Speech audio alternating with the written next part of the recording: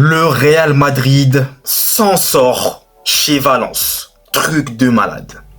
Bonjour à tous et à toutes. J'espère que vous allez très bien depuis la dernière fois. Moi, écoutez, ça va très bien. Aujourd'hui, je vais vous débriefer la victoire peu convaincante, très dure, mais la victoire quand même du Real Madrid sur la pelouse de Valence. Score final 2-1. Et en étant à 10. Et oui, parce que on va revenir sur notamment l'expulsion de Vinicius Junior. Donc, avant de poursuivre la vidéo, je vous invite à vous abonner, à liker, à partager et à commenter. Merci à vous de votre soutien. Ça me fait toujours hyper et autant plaisir.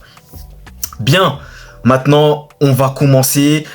Et déjà, première chose que j'ai à dire, première mi-temps, le Real Madrid, défensivement, très inquiétant. Très inquiétant.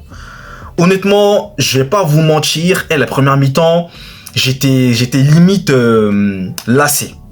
Parce que déjà, première chose, c'est que, comme je le disais précédemment, défensivement, tu n'es pas rassurant.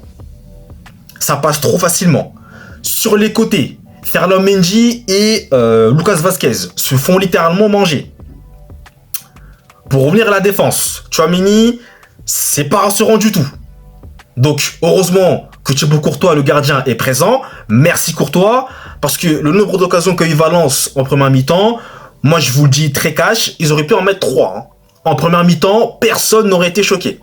Tellement ils ont eu des occasions. Donc, merci Courtois. Malheureusement, il ne peut pas non plus tout sauver et Valence va finir par marquer. Grâce notamment à un but de Hugo Duro, si je ne dis pas de bêtises, qui permet à Valence de mener 1-0. Donc déjà que je me dis que c'est compliqué même au niveau du milieu de terrain, c'est très complexe. Encore une fois, je comprends pas Carlo Ancelotti, ses choix par moment, j'arrive pas à comprendre pourquoi est-ce qu'il ne fait pas jouer Camavinga. Je ne comprends pas. Bon, écoutez, moi j'en ai plus cassé. Voilà, moi, vous savez, j'ai déjà répété ça dans mes autres débriefs. Je sais pas pourquoi, est-ce qu'à chaque fois, il veut changer l'équipe. T'as déjà une équipe qui est présente, tu changes encore, tu veux faire des choses, tester. Non, parce que c'était pas bon, on n'a pas été bon. Franchement, il y a eu quelques joueurs qui ont sorti la tête de l'eau. Et encore, mis à part Bellingham, qui a encore été une fois plutôt, excusez-moi, excellent. Dites-moi qui a été bon, parce que Vinicius, j'ai pas trop aimé son match. Il a tenté des choses, c'est pas passé. Il avait quand même du déchet. Rodrigo, il a pas été mauvais, mais voilà, encore une fois, c'était un peu timide. Et Kylian Mbappé, pour le coup, je vais pas dire qu'elle a été mauvais, mais je vais pas non plus dire qu'elle a été bon. Pour moi, c'était surtout un entre-deux. Il était un petit peu mi-bon, mi-mauvais, on va dire. Voilà, on va résumer ça comme ça. En première mi-temps, bien sûr. Donc, voilà. Première mi-temps, vraiment, je suis frustré parce que Valence... alors, faut quand même le dire, hein, mais Valence, je sais pas ce qui s'est passé, hein, mais contre nous, en tout cas, puisque j'ai vu, c'est pas le Valence qui perdait des matchs, là, à tout bout de champ. Là, j'ai l'impression d'avoir vu un Valence vraiment transformé, quoi. Je me suis dit, attends, c'est Valence qui est vraiment 19e du classement, là, qu'on joue, là, parce que je les ai vus jouer, première mi-temps, incroyable, hein. Ça ressortait vite les ballons, ça jouait vite vers l'avant, contrairement à nous qui ralentissons le jeu, on n'arrivait pas à se projeter, on n'avait pas trop d'occasions dangereuses. Par rapport à eux c'était tout le contraire, quoi. Ah ouais, ça se projetait vite vers l'avant, c'était vraiment Valence, waouh, limite Valence Prime, quoi, entre guillemets. Bon, j'exagère peut-être un peu, je sais.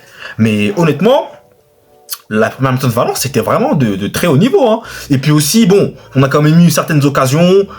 On n'en a pas eu des masses en première mi-temps, voilà, clairement, faut quand même dire la vérité.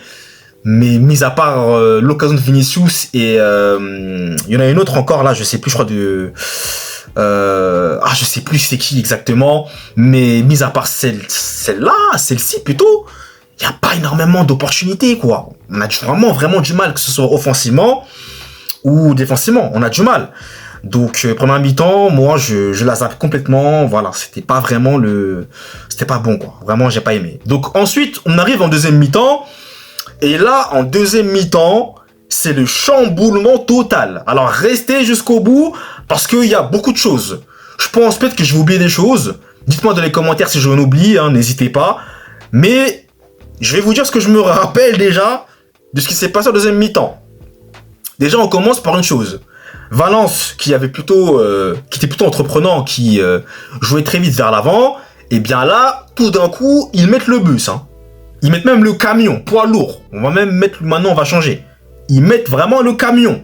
Tandis que le Real Madrid, maintenant, recommence à prendre le dessus. Ça pousse pour égaliser. Il pousse. Jusqu'à ce que il y ait un but.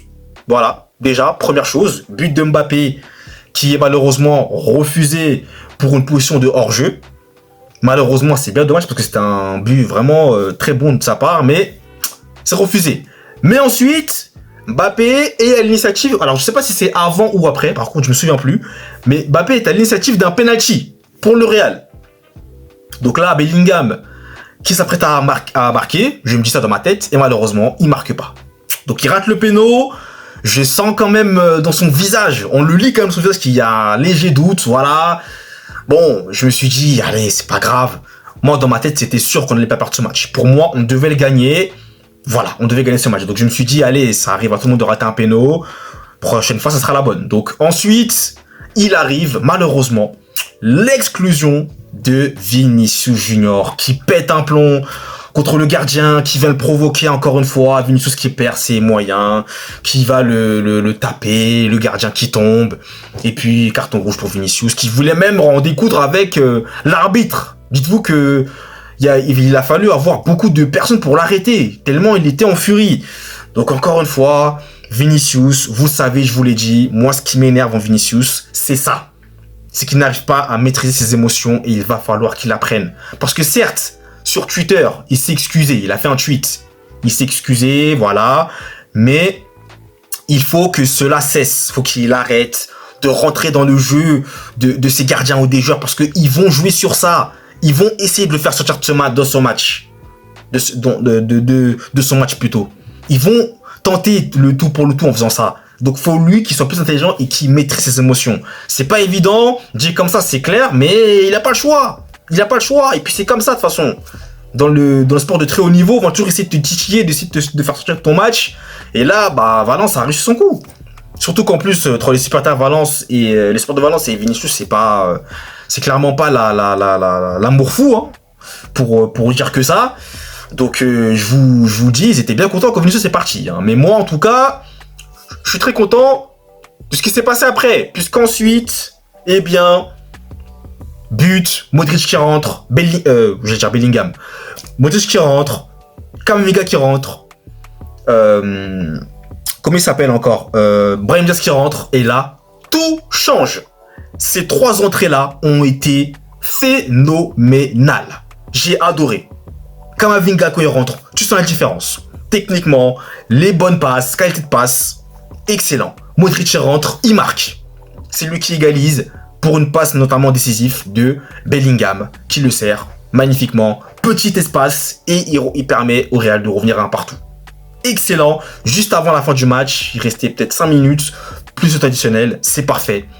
Et ensuite, on arrive dans le Belling Time. Vous savez déjà, le Belling Time.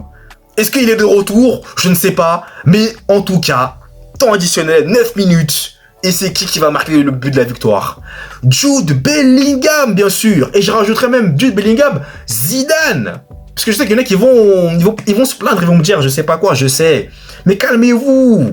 Au niveau, vraiment, je trouve qu'il a le même profil que Zidane. Mais après, voilà, on va commencer à comparer, mais vous m'avez compris.